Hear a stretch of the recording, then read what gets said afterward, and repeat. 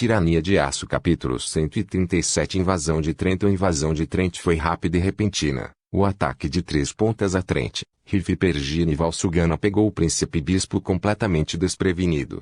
Berengário não deu nenhum aviso quando invadiu Trent, no que lhe dizia respeito. Já estava em guerra com a região quando decidiram abastecer seus inimigos.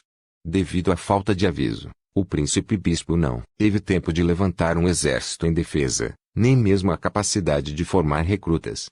Como tal, ele estava atualmente cercado na cidade de Trento pelos exércitos de Berengário. Quanto às outras áreas-chave de ataque, dificilmente poderiam ser consideradas cidades. Se alguma coisa, eram cidades com um único castelo. Tanto Eccardi quanto Arnulf seriam capazes de tomar suas regiões e marchar para a área final com uma população significativa antes mesmo de Berengar completar seu cerco a Trento.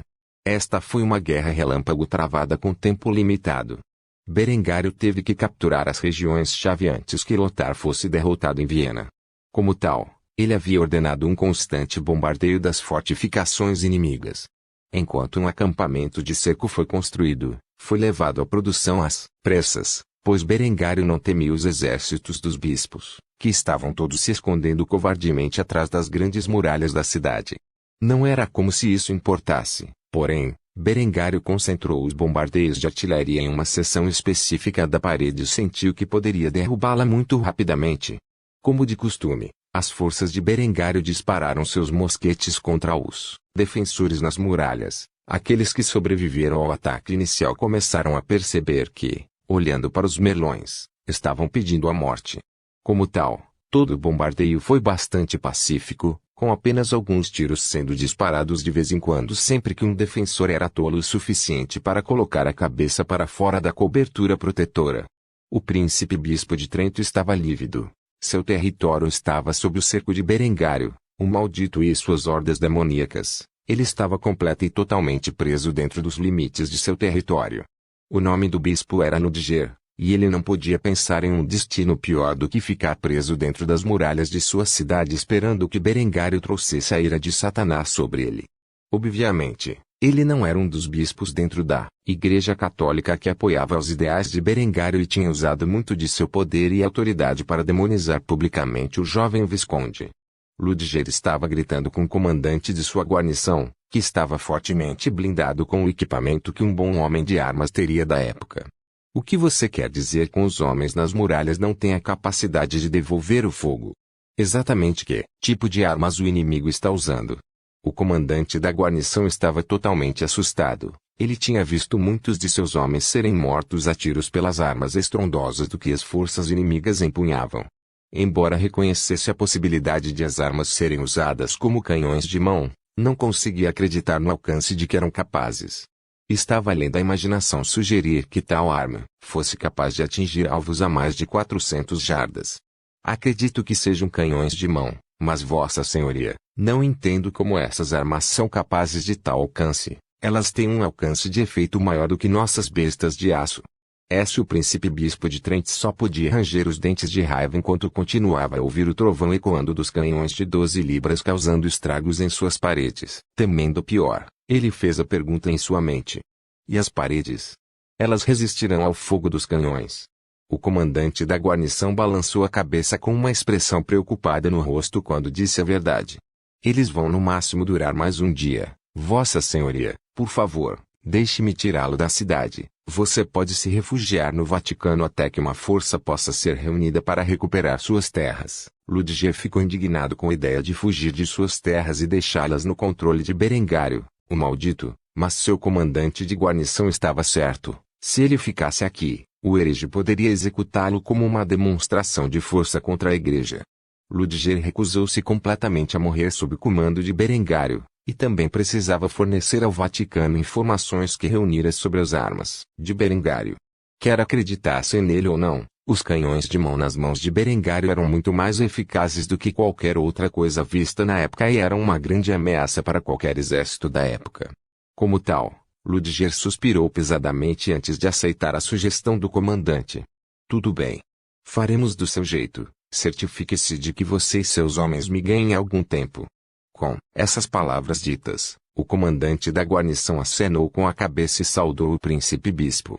morreremos defendendo esta terra sagrada dos pagãos em nossos portões. Com isso dito, um plano foi colocado em prática para o bispo Pince de Trent fugir durante a noite e fugir para o Vaticano. Esperançosamente, as forças de Berengário seriam incapazes de capturá-lo. A noite caiu e o bombardeio de Berengário continuou noite adentro, para fornecer uma distração para a fuga do príncipe bispo. Os defensores inimigos saíram do porto de ataque e correram para a linha de trincheira de Berengário. Por fim, o inimigo foi avistado antes mesmo de estarem a 250 metros do acampamento. Como tal, Berengário e seus homens acordaram com o som do sino da torre de vigia e correram para seus equipamentos. Desta vez eles não seriam tolos o suficiente para deixar suas armaduras para trás. Como tal, eles levaram alguns minutos para ficarem totalmente equipados. Durante esse tempo, os mosquetes das sentinelas dentro das trincheiras estavam ecoando na noite enquanto os projéteis de minia e bala de mosquete retalhavam os atacantes que se aproximavam.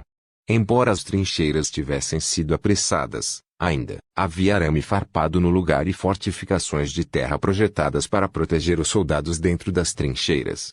Quando Berengário chegou ao local, uma pilha de cadáveres empilhados em cima das trincheiras acrescentando uma barreira secundária para os defensores passarem. O fanatismo com que atacaram a linha de trincheira defensiva era algo que Berengário não testemunhava há algum tempo. Verdadeiramente a religião era uma força poderosa que podia obrigar os homens a desconsiderar suas vidas, mas Berengário não sabia por que decidiram agir assim. Berengário ignorou um pensamento enquanto se precipitava para as trincheiras com o mosquete com a baioneta na mão e apontava a arma para os atacantes que se aproximavam. Depois de conseguir um alvo à vista, ele apertou o gatilho da arma de fogo, fazendo com que o martelo que continha a pederneira caísse na panela abaixo e faísca, acendendo o pó preto contido dentro da panela, que impulsionou a minisfera para baixo e para dentro. O peito de um homem armado a não mais de 3 metros à sua frente. O projétil semelhantes a uma bala perfurou facilmente o casaco de placas do homem, criando um enorme buraco em seu peito, onde seu coração costumava ficar intacto. Não dando tempo para os soldados avançarem, Berengar rapidamente recarregou seu mosquete ao lado de seus soldados o mais rápido que pôde. Os soldados inimigos correram para a linha da trincheira, mas foram presos em arame farpado, que se enrolou em torno de suas armaduras e os prendeu no lugar por tempo suficiente para que os defensores recarregassem e disparassem contra as forças inimigas enredadas. Sangue espirrou na linha da trincheira quando os membros foram dilacerados pelo impacto, e buracos abertos encheram o abdômen e o peito do inimigo. Eventualmente, corpos suficientes se empilharam sobre o arame farpado, permitindo que o inimigo entrasse na linha de trincheira onde Berengar e suas forças começaram a lutar dentro das trincheiras com espadas, baionetas, lanças e porretes. A guerra de trincheiras tornou-se um campo caótico quando os soldados do exército de Berengário entraram em confronto com os homens armados, usando todos os métodos que podiam imaginar para derrotar seu inimigo. No entanto, com o passar do tempo, tornou-se cada vez mais evidente que as forças inimigas estavam em menor número e armadas. As forças inimigas sofreram pesadas baixas, pois as baionetas do exército de Berengário eram do tamanho e comprimento perfeitos para perfurar as lacunas da armadura inimiga. Vendo como a maioria deles usava caudas de malha como uma forma de defesa da garganta, os soldados de Berengário rapidamente fizeram disso o alvo de suas baionetas que perfuravam facilmente os anéis de ferro entrelaçados e as gargantas de seus oponentes, acabando com suas vidas. Quanto às forças de Berengário, além das tropas, cada uma estava equipada com suficiente proteção de chapa de aço para o torso, coxas, pescoço e cabeça. Além do rosto ou das axilas, seria praticamente impossível desferir um golpe letal em suas forças com uma arma perfurante ou cortante. Assim, a maioria das mortes de Berengário resultou de traumatismo contuso na cabeça, mas este foi um número mínimo. Ao amanhecer, o sol havia nascido e Berengário foi vitorioso. No entanto, só depois de Berengário tomar a cidade é que ele perceberia que o príncipe bispo havia fugido de suas terras, deixando-as prontas para serem tomadas. Apesar de derrotar as forças de ataque, algumas centenas de homens ainda defendiam atrás dos muros que se recusavam a entregar a cidade. Como tal, o cerco continuaria por vários dias, enquanto os aliados de Berengário travavam suas próprias batalhas pelo príncipe bispado de Trento. Tirania de Aço capítulo 138. Há alguma dúvida? Alguns dias se passaram desde a batalha nas trincheiras, e Berengário estava ficando ansioso. Ele ainda não sabia quando Lothar cairia, e estava tentando apressar sua campanha o mais rápido possível. Eventualmente, o muro desmoronou e, quando isso aconteceu, ele ordenou uma invasão completa da cidade. Coberta por fogo de artilharia e rajadas contínuas de mosquetes raiados. A infantaria de linha e as tropas correram para a brecha na muralha, usando quaisquer métodos disponíveis para tomar a cidade. Apesar do ataque feroz, os defensores da cidade de Trento não se intimidaram. Embora o príncipe-bispo tivesse fugido com sucesso, era seu dever defender a cidade com suas vidas. Esperançosamente, se eles fizessem isso, eles poderiam entrar pelos portões do céu. Afinal, aos olhos dos defensores da cidade, eles estavam lutando contra uma horda de pagãos que buscavam derrubar o cristianismo. A religião era uma ferramenta poderosa, e os de mente fraca eram facilmente compelidos a morrer pela propaganda da igreja. No entanto, apesar do fanatismo das forças que deram suas vidas para se defender contra os sitiantes, eles rapidamente perceberam que estavam em grande desvantagem numérica. Levitas colidiram com homens armados e a infantaria de linha disparou seus mosquetes em rajadas concentradas nas posições inimigas. Sangue e tripas se espalharam pelas ruas cobertas de neve enquanto a guarnição defensora era empurrada cada vez mais para dentro da cidade. Esses hostis mais covardes escondiam-se nas casas dos civis, aos quais Berengário ordenava imediatamente a sua limpeza. Não querendo arriscar a vida de seus soldados, uma ou duas granadas foram lançadas na sala antes de arrombar a porta, geralmente resultando não apenas na morte do defensor, mas também nos civis que se esconderam em suas casas. À medida que a batalha avançava, os lords que se submeteram à autoridade de Berengário viram as táticas que Berengário estava usando e ficaram bastante confusos. Eles sabiam que Berengário tinha uma ordem para não matar civis desarmados desnecessariamente. No entanto, aqui, suas tropas estavam jogando explosivos nas salas que claramente continham essas pessoas. Como tal, eles perguntaram a Berengário por que ele estava quebrando suas próprias regras de guerra. Berengário olhou estoicamente para o campo de batalha, ao lado dos senhores das tropas que entraram na cidade ao lado dele. Violência, sangue e desespero rapidamente se espalharam por todos os cantos da cidade, vidas de inimigos foram tiradas e muitos civis foram pegos no fogo cruzado. Enquanto Berengário contemplava a cena, continuou sua palestra sobre a arte da guerra, para que todos os nobres próximos ouvissem. Minhas regras de guerra podem ser resumidas em uma única frase. Vitória a qualquer custo. Se civis são pegos no fogo cruzado entre dois combatentes, então que seja. Se civis pegassem em armas e se levantassem contra mim no ato de rebelião, eu pegaria 10 cabeças para cada rebelde para provar um ponto. Ajoelhe-se diante de mim, ou morra. Essas são suas duas escolhas. Com essas palavras ditas, os lordes que se submeteram a Berengário sentiram calafrios na espinha. No entanto, antes que pudessem protestar, Berengário começou a continuar seu discurso. Por exemplo, digamos que há uma aldeia, e dentro desta aldeia, há uma guarnição de soldados inimigos ou um grupo de rebeldes que pegaram em armas contra mim, mas também na aldeia, há dezenas, talvez, centenas de civis desarmados que podem ou não expressar apoio às forças hostis. Não tenho escrúpulos em ordenar um bombardeio da cidade e derrubá-la para garantir a destruição de meus inimigos, especialmente se isso poupar a vida de meus soldados. O conceito de guerra de Berengário decorreu do fato de que ele era bem informado sobre a história da guerra e táticas, bem como o fato de que em sua vida anterior, ele havia testemunhado muitos jovens a serviço das Forças Armadas Americanas perdendo suas vidas em Afeganistão, onde poderiam ter sido poupados se o Pentágono não estivesse tão preocupado com as baixas civis. Enquanto uma região resistisse ao domínio da nação ocupante, aos olhos de Berengário, era considerada uma zona de guerra ativa, e qualquer crueldade necessária para acabar com a guerra era completamente justificada. Essa batalha continuou, mas desta vez Berengário não estava na linha de frente. Em vez disso, ele falou aos nobres sobre sua visão da guerra e quais extensões eram justificáveis e injustificáveis na busca da vitória. Assim, Berengário decidiu passar para as ações que havia restringido. Se enquanto houver resistência em uma região, é uma zona de guerra, qualquer medida necessária para alcançar uma vitória rápida e justificável. No entanto, se o inimigo se render, deve ser conferida a devida dignidade, a menos, é claro, que sejam rebeldes. Rebeliões não podem ser toleradas, e uma brutal demonstração de força é necessária para esmagar o espírito daqueles que acreditam em sua causa. A essa altura, você conquistou a região com sucesso, e eles agora são seus súditos.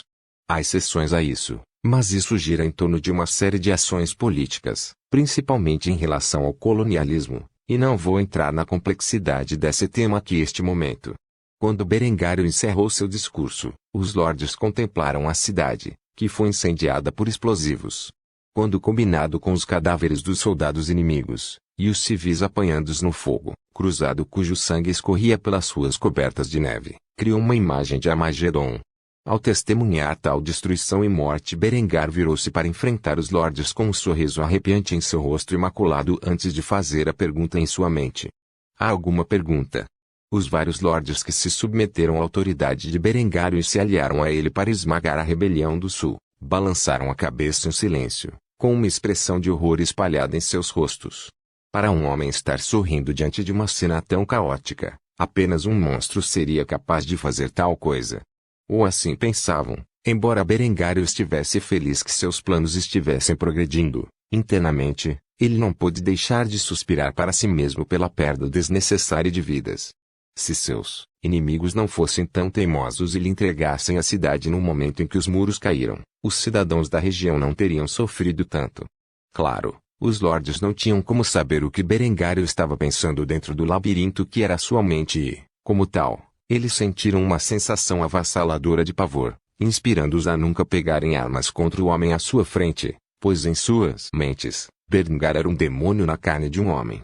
Tirania de Aço capítulo 139 Derrota de Lothar. Fazia mais de uma semana desde o cerco de Trento, e toda a região caiu nas mãos de Berengário, mas para o conde Lothar, que estava preso em Viena sem saída, ele não tinha como saber que havia perdido completamente a frente doméstica. Nesse ponto, ele estava desesperado para escapar da cidade e fugir para sua casa, onde planejava reunir as forças locais e defender Innsbruck até que todos os homens, mulheres e crianças gastassem suas vidas em sua defesa. Ele faria o que fosse necessário para garantir sua própria sobrevivência pelo maior tempo possível. As forças do Conde Otto tinham arrombado os portões, e a cidade foi mais uma vez lançada ao caos quando Otto e seus homens começaram a abrir caminho através dos soldados desgastados pela batalha do exército de Lothar ou o que restava dele. Conde Lothar, no momento, estava lutando com um cavaleiro sob o comando de Otto que estava vestido com armadura completa de chapa de aço. Os dois homens estavam igualmente equipados. No entanto, Lothar estava em desvantagem.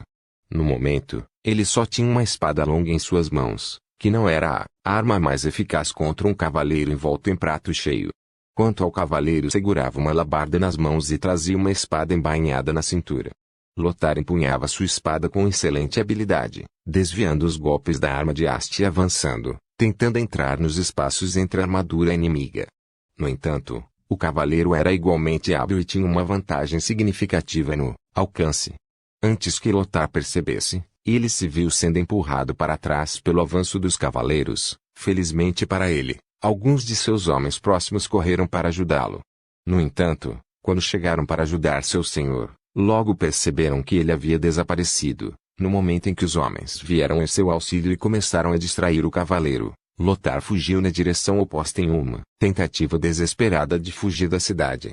Lothar não teve tempo de se disfarçar. A guerra estava travando a seu redor e as forças inimigas poderiam capturá-lo a qualquer momento. Felizmente, o caos forneceu algum anonimato na multidão. Embora ele usasse um tabardo sobre o peitoral que significava sua casa, havia muitos outros lordes e cavaleiros, cada um com seu próprio brasão. Como tal, o homem aproveitou o caos e fugiu para o portão leste, que, até onde ele sabia, ainda estava sob o controle de sua força.